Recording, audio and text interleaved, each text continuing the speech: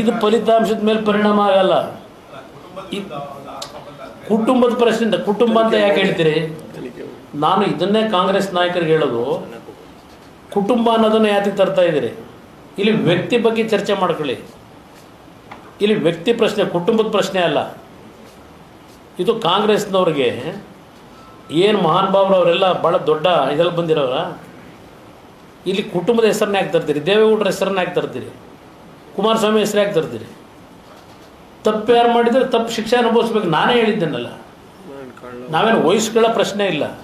ತಪ್ಪಾಗಿರ್ತಕ್ಕಂಥ ನಿಜ SIT ರಚನೆ ಆಗಿದೆ.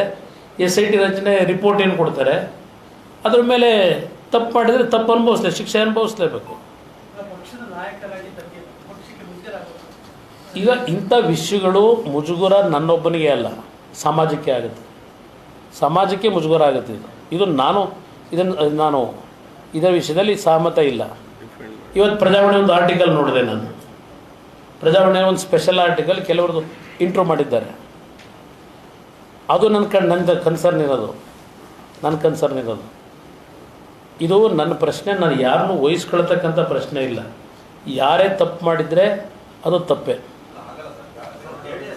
ಹಾಂ, ಹಾಕಿದ್ದಾರೆ, FIRಗಳು ಹಾಕಿದ್ದಾರೆ, ತನಿಖೆ ವರದಿ ಬರಬೇಕಲ್ವೇ?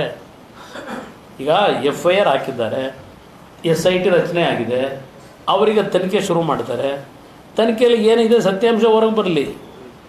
ನಮ್ಮ ತಕರಾರಿಲ್ಲ, ಯಾರ ಮೇಲೂ ಇನ್ಫ್ಲೂಯೆನ್ಸ್ ಮಾಡ್ತಕ್ಕಂಥದ್ದು ಪ್ರಶ್ನೆ ಇಲ್ಲ.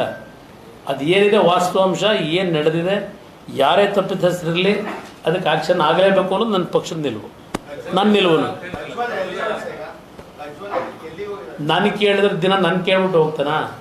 ನಾನು ಕೇಳಿದ್ರೆ ನಾನೇನು ಹೇಳಲಿ? ಅದು ಸರ್ಕಾರ ಅವ್ರ ತೀರ್ಮಾನ ತಗೋತಾರೆ.